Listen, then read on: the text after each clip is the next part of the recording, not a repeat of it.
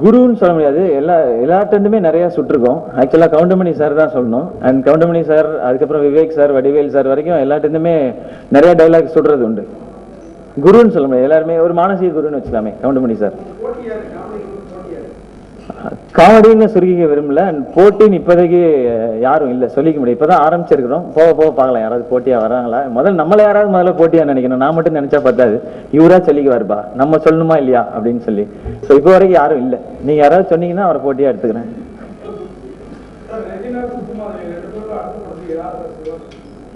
ஆமா, என்கிட்ட தான் கேட்கறாங்க எல்லா ப்ரொடியூசர்ஸ். நீங்க யாரை சொல்றீங்களோ அவங்க தான் அடுத்து ஹீரோயின் சொல்லுங்க அப்படின்னு சொல்லி. ஸோ அவங்க பெர்ஃபார்மன்ஸ் பார்த்து யாரை அவங்க ஹீரோயின் ஓகே நம்ம கூட நடிப்போம். நம்ம யாரையும் சிபாரிசு எல்லாம் பண்றது இல்லை சார். நம்மளை தூக்கிடுவாங்க. அப்புறம்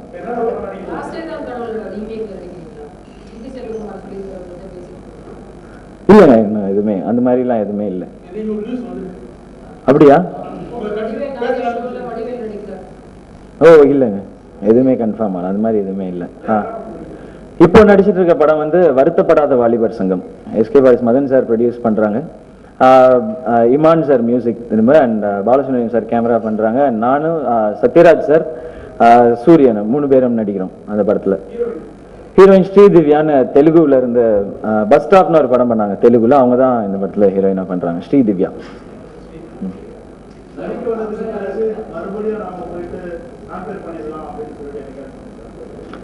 இல்ல இல்ல, நான் மேபி நீ வச்சு கம்பேர் பண்ணவங்களா வச்சு நல்ல வேலை நடிக்க போயிட்டான் இந்த பக்கம் வராம அப்படின்னு சொல்லி. ஆனா அவங்க சந்தோஷப்பட்டுக்கலாம். ஹீரோயின் தோணல. இது இன்னும் ஒரு சேலஞ்சா இருக்கு. இன்னும் வந்து நம்ம நடிச்சிட்டோம் அப்படின்னு நினைக்கவே முடியல. ஃபர்ஸ்ட் இன்னும் நிறைய பண்ண வேண்டியது இருக்கு. இன்னும் ப்ராப்பரா எதுவுமே பண்ணல. ஸோ இப்போ அந்த தாட் போல, ஏன்னா கம்பேரிங் நிறைய பண்ணியாச்சு, இதுல ஏதாவது ட்ரை பண்ணுவோமே அப்படிங்கிறது தான். சொல்லுங்க.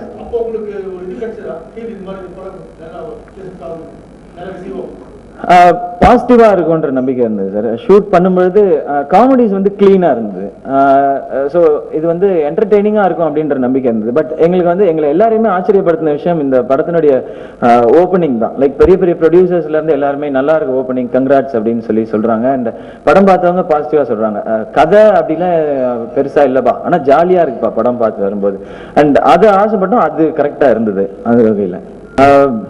கம்பேர் பண்ணும்போது நர்வஸா இருந்தது இல்லை, படபடப்பா இருந்தது இல்லை. இப்போ படபடப்பா இருக்கு, நர்வஸா இருக்கு. ஃபர்ஸ்ட் டைம் இந்த மாதிரி இவ்வளோ பேர லைக் தமிழ் சினிமாவை மக்கள்கிட்ட கொண்டு போய் சேர்க்கிற முக்கியமான எல்லாரையுமே ஒரு இடத்துல சந்திக்க நான் நினைச்சு பார்த்ததே கிடையாது இந்த மாதிரி ஒரு விஷயத்த. ஸோ கொஞ்சம் நர்வஸா தான் இருக்கேன் நான். அதனால தான் கொஞ்சம் தடுமாற்றா இருக்கு பேசுறதுல.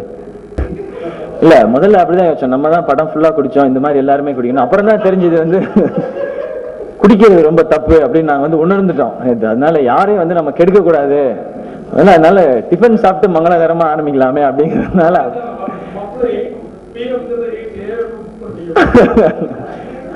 இல்ல நான் குடிக்க மாட்டேன், அதனால மத்தவங்க குடிக்கிறதுல எனக்கு உடன்பாடு இல்லை. நயன்தாராவோட இல்ல, அவங்க டான்ஸ் ஆடுறத பார்த்தேன். அவங்க ஆடும்போது மட்டும் நான் இருக்க மாட்டேன் அந்த ஒரு நிமிஷம் சாங்ல. அந்த ஆப்பர்ச்சுனிட்டி மட்டும் தனுஷ் சார் தரல நமக்கு. நாங்க ஆடிக்கிறோம், நீங்க அப்படின்னு வேடிக்கை பாருங்க அப்படின்னு சொல்லிட்டாங்க. நான் அந்த நல்லா வேடிக்கை பார்த்த பக்கத்திலே பார்த்தேன் அவங்க ஆடுறது. எதிர்நீச்சல்ல தனுஷ் சாரும் நயன்தாரா அவங்க வந்து ஒரு ஸ்பெஷல் அப்பியரன்ஸ் கொடுத்துருக்காங்க. இல்ல இது நான் பர்சனலா அவருக்கும் தேங்க் பண்ணணுன்றதுக்கு, அவரை வச்சுக்கிட்டே தேங்க் பண்ணா அது கரெக்டா இருக்குமான்னு தெரியல. அது வந்து சும்மா மேடைக்கா பேசுவான், வெளியே போய் திட்டுவேன் அப்படின்பாரு சார். அதனால இது வந்து தெரிய வரும் இல்லையா, நான் அது மாதிரி அவர் தேங்க் பண்ணேன். நான் பர்சனலா எல்லாரும் சார்பாகவும் சேர்ந்து நான் பர்சனலா எல்லாருமே தேங்க் பண்ணணும் அப்படின்னு ஆசைப்பட்டேன். ஏன்னா பத்திரிகைகளை நம்ம வரணும், நம்ம பேர் வரணும் அப்படின்லாம் நிறைய ஆசைப்பட்டுருப்போம். டெலிவிஷன்ல வரணும், பத்திரிகையில வரணும். ஸோ ஒரு படம் பண்றோம், நம்ம இதெல்லாம் வரும்பொழுது அது ஒவ்வொரு ரிவ்யூஸையுமே வாங்கி படிக்கிறது உண்டு. அதுல என்ன நம்மளை பத்தி சொல்லியிருக்காங்கன்றது ஒவ்வொரு இதுல ஒவ்வொரு மாதிரி இருக்கும். ஸோ இந்த மாதிரி எழுதும்போது அதை படிக்கும்பொழுது அது மக்கள்கிட்ட போய் அப்படிதான் அது ப்ரொஜெக்ட் ஆகுது. அது என்னையுமே பாதிக்குது. இந்த மாதிரி எழுதும்போது ஓகே இந்த இடம் நல்லா பண்ணியிருக்கேன்னா இதை நான் கான்ஃபிடென்ட்டா பண்ணணும் அப்படிங்கிறது. பட் ஒவ்வொருத்தரும் எப்படி இண்டிவிஜுவலா தேங்க் பண்றது அப்படிங்கிறது தெரியல. ஸோ அதுக்காக தான் இது நான் தேங்க் பண்ணுவேன். ஏன்னா வந்து 1 year ஆச்சு சினிமாக்கு வந்து. அண்ட் உங்களுடைய சப்போர்ட் எதுவுமே இல்லை அப்படின்னா கஷ்டமா இருந்திருக்கும். வந்து லைக் என்னை பத்தி எதுக்கு இவன் நடிக்கவே வந்திருக்க வேணாமே, இவன்லாம் எதுக்கு நடிக்க வந்தான் அப்படின்னு யாராவது ஒரு 4 பேர் எழுதியிருந்தா கூட திரும்ப அமைச்சிருப்பாங்கன்னு தான் நினைக்கிறேன். ஸோ அதெல்லாம் பண்ணாம இன்னும் பண்ணலாம், இன்னும் நல்லா பண்ணலாம் அப்படின்னு தட்டி கொடுத்ததுக்காக ஒரு பெரிய தேங்க்ஸ் சொல்லணும்னு ஆசைப்பட்டேன். அதுக்காக தான் இன்னைக்கு, அதனால தான் நான் மட்டும் வந்தேன். கேடி பில்லால அது நிறைய இருக்கு. கேமரா ஓடிட்டு இருக்கும் போதே நடுவில் வந்த டைலாக்லாம் இருக்கு. ஒரு சீன்ல வந்து சின்ன வயசுல இருந்து என் பொண்ணுக்காக நான் எதையுமே மாற்ற மாட்டேன் அப்படின்னு அப்பா ஒரு டைலாக் சொல்லுவார். செவுத்துல கிறுக்குனதை கூட நான் வந்து அதை அடிக்காம வச்சிருக்கேன் அப்படின்னு நான் டக்குன்னு திரும்பி பெயிண்ட் அடிக்க காசு இல்லைங்கிறது எப்படி சமாளிக்கிறான் அப்படின்னா அது டேக்லேயே சும்மா சொன்னதுதான். அது அப்படியே படத்துல வச்சுட்டாரு. அது அந்த மாதிரி கேடி பில்லா மாதிரி படங்களுக்கு அது உதவும். அது கிட்டத்தட்ட நான் பண்ண சில போர்ஷன்ஸ்லாம் வந்து ஸ்டாண்டப் காமெடியில சொல்ற மாதிரியான விஷயங்கள் தான். இமிடியேட்டா என்ன தோணுதோ அதை சொல்ற விஷயங்கள் தான். அது அந்த மாதிரி படங்களுக்கு ஒர்க் அவுட் ஆகுது. எதிர்நீச்சல் அந்த மாதிரி கான்செப்ட் கிடையாது. ஏன்னா அந்த கேரக்டர் அப்படி கிடையாது. லொடலுடன் பேசிட்டே இருக்கிற கேரக்டர் கிடையாது. ஸோ அந்த படத்துல அது கான்செப்ட் ட்ரிவன். அது வந்து சீனும் கண்டென்ட்டும் வந்து காமெடியா இருக்கும். அந்த மாதிரி ஒரு படமா தான் இருக்கும். பட் கேடி பில்லால இருந்து வேற ஒரு படமா இருக்கும் அது நிச்சயமா. நம்ம ஃபேமிலி ஒரு நார்மல் மிடில் கிளாஸ் ஃபேமிலி. அப்பா போலீஸ் ஆஃபீஸராக இருந்தார். அப்புறம் எப்படி மிடில் கிளாஸ்ன்னு கேட்கக்கூடாதீங்க. அவர் காசே வாங்க மாட்டேன்ட்டார் கடைசி வரைக்கும். ஸோ அந்த மாதிரி ஒரு ஃபேமிலி தான். தாத்தா வந்து பத்மஸ்ரீ அவார்டு வாங்கினார், நாதஸ்வர வித்வான் அவர். ஸோ அந்த மாதிரி இருந்து வந்தது தான். ஸோ வேற வேற ஏரியாக்கள் தான் ட்ராவல் பண்ணும். அந்த மாதிரி ஒரு ஃபேமிலி தான் நான். படத்துல வர அப்பானா அந்த கிளைமேக்ஸ் மட்டும்தான் எனக்கு பொருந்துன்னு நினைக்கிறேன். மேபி அந்த மாதிரி அவரும் வந்து சீக்கிரமே இறந்து போயிட்டார். பட் நான் அப்படி ஒரு பையனா இல்லை அவருக்கு. அந்த வகையில கொஞ்சம் சந்தோஷம். அந்த படத்துல இருந்த மாதிரி இல்லை. பட் இறந்ததுக்கு அப்புறம் லைஃப் சேஞ்ச் ஆனது உண்மை. ரெஸ்பான்சிபிலிட்டி ஜாஸ்தியானது. லைஃபை உணர்ந்தது அந்த பாயிண்ட்ல இருந்து தான். நமக்குன்னு யாரும் கிடையாது, நம்ம தான் நம்மளை பார்த்துக்கணும் அப்படின்றது. ஸோ அது அந்த ரிசம்பிளன்ஸ் இருக்கு கேடி பில்லா. நம்ம சார் சார் ரொம்ப நெருக்கமா நடிச்சிருக்கோம். இல்லை சார் அந்த படத்துல அந்த கதைக்கு அந்த பாட்டுக்கு அந்த நீங்க பாட்டு ஸ்டில்ஸ் மட்டும் பாத்தீங்க. அந்த வெளிச்சப்பூவே சாங்ல ஒரு ட்ரீம் சாங். அது கனவுலையாவது இப்படி இருப்போமா நம்மலாம் அப்படின்னு எல்லாருமே நினைப்போம் இல்லையா? அந்த மாதிரி ஒரு சாங் தான். படத்துல அந்த மாதிரி இருக்காது எதுவுமே. ஆமா, ஒரு ப்ராப்பர் லவ் சாங்கா தான் இருக்கும். ஃபர்ஸ்ட் டைம் நான் அந்த மாதிரி ஒண்ணு பண்றதுனால மேபி இவன் ஓவரா கட்டி பிடிச்சிட்டானோ அப்படின்ற மாதிரி உங்களுக்கு தோணிடலாம். அந்த சாங் அந்த ட்ரீம் தான். பட் அது வந்து பாக்குறதுக்கு ரொம்ப தப்பாலாம் இருக்காது. ஸ்டில்ஸ் அந்த மாதிரி திரும்ப நடிப்பீங்களான்னு கேக்குறீங்க. காமெடினா திரும்ப நடிக்கிறதுக்கு ஆசை இருக்கு. பட் அது நான் வந்து எத்திக்கலா கரெக்டான்னு தெரியல. ஏன்னா நம்பி இன்வெஸ்ட் பண்ற ப்ரொடியூசர்ஸ்க்கும் எனக்காக ஸ்கிரிப்ட் பண்ணி கொண்டு வந்து நீங்க நடிச்சா நல்லா இருக்கும்னு நிறைய ட்ரீம்ஸை சம்மந்துட்டு வர டைரக்டருக்கும் நான் அதை பண்றது கரெக்டான்னு தெரியல. ஏன்னா அவங்க ஹீரோவா ப்ரொஜெக்ட் பண்றாங்க அப்படி பட் ஆசை நிறைய இருக்கு அந்த மாதிரி ரோல்ஸ் பண்ணணும் அப்படின்றது. இல்ல பண்ண மாட்டாங்க, டிஸ்கஸ் பண்ண மாட்டேன். எது கேட்கல? இல்ல அது வந்து உண்மையிலே வந்து கம்ப்ளீட்டா ஒரு பொய்யான நியூஸ் அது.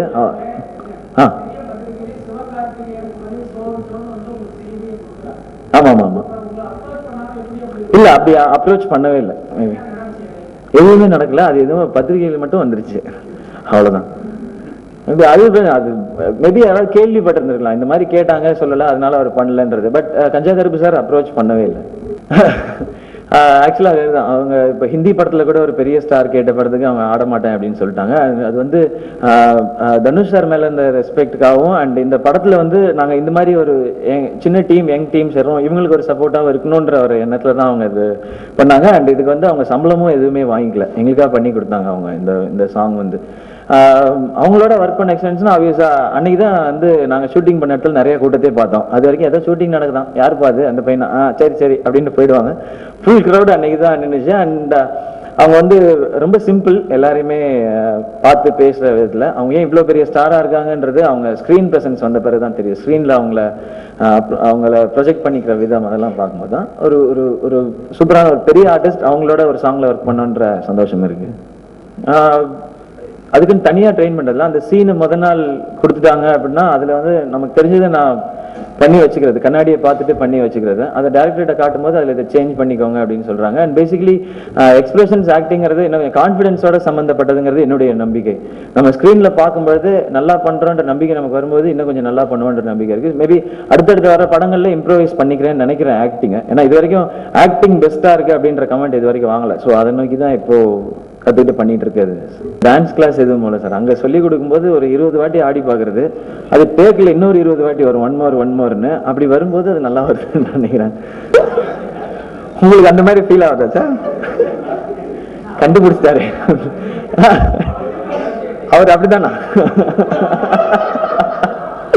சார்? நான் சொல்ல சார் இது சார். அதான் ரீசனா இருக்குன்னு நினைக்கிறேன் சார். அந்த மாதிரி பேர் வச்சா அப்படிதான் இருப்பாங்க போல. இல்ல அது ஆப்போசிட் போல்ஸ் அட்ராக்ட்ன்ற மாதிரி தான் சார். அது இருக்கும்போது ரெண்டு பசங்க வந்து கவுண்டர் கொடுத்து பேசிட்டு அது சண்டை மாதிரி இருக்கும். மேபி அது வந்து ஒரு பொண்ணும் பையனும் கவுண்டர் கொடுத்து பேசிக்கிறாங்கன்னு போது அது கொஞ்சம் கியூட்டா இருக்குங்க. மேபி அது உங்களுக்கு அப்படி தெரியுது நினைக்கிறேன். நம்ம வந்து அந்த பாகுபாடுலாம் பார்க்கணும். சரி, ஆனா இருந்தாலும் ஒரு ஆர்டிஸ்ட் அப்படி பார்த்து நடிச்சிடறதான். ஐயோ எப்படிலாம் யோசிக்கிறாரு. அந்த படத்துல எவ்வளவு விஷயங்கள் சொன்னா அவர் இதை மட்டும் யோசிச்சு இல்ல சும்மா ஒரு ஃப்ளோவா சொன்னது. அது சும்மா ஜாலியா சொன்னதுதான். நிறைய பேர் நம்ம ஃப்ரெண்ட்ஸ் எல்லாம் இருக்காங்க இல்லையா, என்னடா போடாடே அப்படின்றாங்க இல்லையா, அதை வச்சு ஓகே நம்மள முடியும். யாரு சார்? ஆமா ஆமா ஆமா. இல்ல அவர் ஃபீல் பண்ணல சார். நான் வேற என்னோட காலேஜ் ஃப்ரெண்ட்ஸ் எல்லாம் சொன்னேன். நெகட்டிவ் கேரக்டர்ஸா சார்? இல்ல நெகட்டிவ் கேரக்டர் செட் ஆகுமான்னு தெரியல. நம்ம மூஞ்சி வந்து அந்த மாதிரி அது இது நெகட்டிவா பேசினா இன்னும் காமெடியா தான் இருக்குமே தவிர அது நெகட்டிவ் கேரக்டர்ஸ் பண்ண முடியாதுன்னு நான் நினைக்கிறேன். அப்படிலாம் ஒப்பந்தம்லாம் எதுவும் போடல சார். அது அமையும் போது மேபி நடக்கும்னு நினைக்கிறேன். தெரியல எனக்கு. இது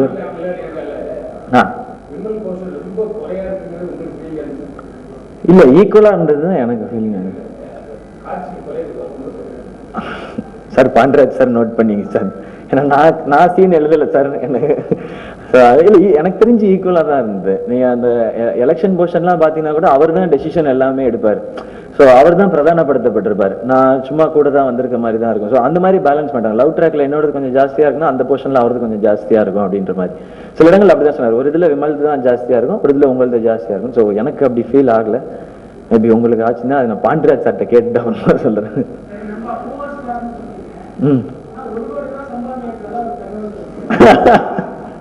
சார் நீங்க தகவலை மட்டும் வச்சுக்கிட்டே நீங்க வந்து கேக்குறீங்க சார். என்ன 180? அந்த ப்ரொடியூசர் யாரு? இல்ல இது ரொம்ப நாளாவே இருக்கு சார். ஆக்சுவலா எப்படி இருந்ததுன்னா மெரினா ரிலீஸ்க்கு முன்னாடியே வந்து இவர் இன்னும் ஒரு படம் கூட ரிலீஸே ஆகவில்லை, ஆனால் 40 லட்சம் ரூபாய் கேட்கிறாராம் அப்படின்னா ஓகே நம்ம 40 லட்சம் ஒர்த்தா? இல்ல சார் எழுதுனவள தப்பு சொல்ல முடியாது. அதுல உள்ள சுவாரஸ்யம் தான் மேட்ரு எழுதும்போது. இல்ல சார் ஒரு நல்லது இல்ல சார். நீங்க வேற சார் இந்த மாதிரி பேச்சு மட்டும் தான் சார் இருக்கு. பேங்க்ல ஒன்னையும் காணோம். அதுக்கப்புறம் வந்து மெரினா ரிலீஸ் ஆனோன்னு அது 60 லட்சம் ஆயிடுச்சு. அதுக்கப்புறம் 1 ஆயிடுச்சு. இப்ப 2 கோடின்னு கேட்டாங்க. மேடம் வந்து 2 கோடி கேக்குறீங்களாமேன்னு. எனக்கு தெரிஞ்சு எனக்கு தெரியல. இது நான் முதல்ல வந்து ஐயோ இப்படிதான் பேசுறாங்களே, இதனாலே நம்மள யாரும் கூப்பிடாம போயிருவாங்களோ அப்படின்ற ஒரு பயம் இருந்தது. அதுக்கப்புறம் சீரியஸா எடுத்துக்கல. ஏன்னா நான் ஒர்க் பண்ற ப்ரொடியூசர்ஸ் வந்து அந்த மாதிரி கம்ப்ளைண்ட் எதுவுமே இல்லை. இவன் என்னப்பா இவ்வளவு கேட்கறான், நான் ஒண்ணுமே பண்ண மாட்டேறான், இல்லை இதுதான் பண்றான், இவனுக்கு எதுக்கு இவ்வளவு கொடுக்கணும். நான் இது வரைக்கும் கமிட் பண்ண படங்கள் வந்து தனுஷ் சார் படமாகட்டும், பாண்டராஜ் சார் படமாகட்டும், நான் சம்பளம் எதுவுமே பேசல. என்ன கொடுக்குறாங்களோ அதை அக்செப்ட் பண்ணிட்டேன். அது சம்பளம் பேசுறதுக்குன்னு ஒரு டைம் இருக்கு. ஸோ இதுக்கப்புறம் தான் சம்பளம் பேசணும். அதுக்குன்னு எடுத்த உடனே வந்து எனக்கு 180 அது இன்னும் 180ன்னு தெரியலையே கணக்கு. டிடிஎஸ் பிடிச்சிக்கிட்டாங்களா சார்? இல்ல அது மாதிரி கிடையவே கிடையாது. நான் அந்த மாதிரி எந்த ஸ்கிரிப்ட்லயும் எனக்கு இல்ல, வர்ற ஸ்கிரிப்ட்ல இல்ல. இல்ல முத்த காட்சியில வந்து உடன்பாடு இல்லை சார். முத்த காட்சினா அந்த நீங்க கேக்குறது இங்கிலீஷ் கேஸ் இல்ல சார், அதுக்கெல்லாம் வாய்ப்பே இல்லை. சென்சார்லயும் இடம் இல்லைன்னு நினைக்கிறேன். ஏற்கனவே பாதி விஷயங்களை விடுறது இல்லை சென்சார்ல. எதுக்கு நம்ம அதை வேற எக்ஸ்ட்ரா பண்ண என்ன சார்? எடுத்துட்டு கட் பண்ணிக்கலாம். இந்த ஐடியா நல்லா இருக்கு. ஆனா அப்புறம் எடுத்து அப்புறமா போர் அடிக்குதுன்னு யூடியூப்ல போட்டாங்கன்னா அதனால வேணாம் சார். எதுக்கு ரிஸ்க்? ஆசைலாம் நிறைய இருந்தது சார் முன்னாடி. இப்ப வந்து டைரக்டர் என்னைய வச்சு படுற பாடம் பார்த்தோன்னா ஐயோ நம்ம அதெல்லாம் அப்புறமா யோசிக்கலாம் அப்படின்ற ஆசை நிறைய இருந்தது சார். முன்னாடி இருந்து டைரக்டர் ஆகணும், ஹீரோ ஆகணுன்ற ஆசையை விட டைரக்டர் ஆகணுன்ற ஆசை தான் இருந்தது. ஹீரோ ஆகணுங்கிறது இப்ப நடந்திருக்கும், ஃபியூச்சர்ல நடக்கலாம் சார். இப்போதைக்கு வந்து ஒழுங்கா நடிக்கணும், இனிமே நல்லா நடிக்கிறேன் அப்படின்ற பேர் வாங்கணும் அப்படிங்கிறது மட்டும் சார். அது முன்னாடி இருந்தது. இல்ல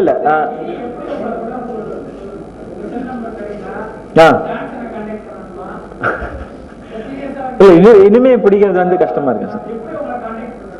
இல்ல சார், முதல்ல நீங்க சொல்ற குற்றச்சாட்டு காட்டு தான் சார். ஃபர்ஸ்ட் மெரினா ரிலீஸ் டைம்ல வந்து நிறைய பேர் வந்து ரீச் பண்ண முடியாம இருந்தாங்க, அது உண்மைதான். அது காரணம் வந்து ஒரு நம்பர் வச்சுதான், அது ரொம்ப வருஷமா அந்த நம்பர் தான், அந்த ஃப்ரெண்ட்ஸ் எல்லாருமே.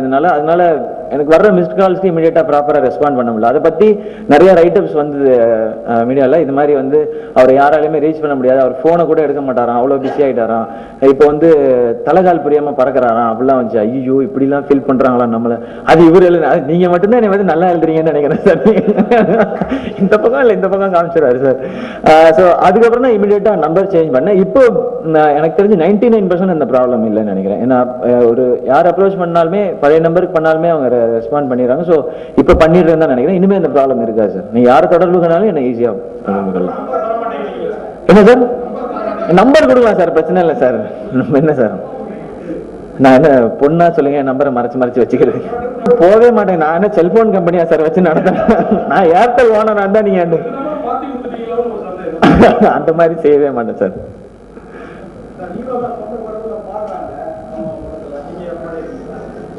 நான் நமக்கு பாட தெரியாது ஆக்சுவலா.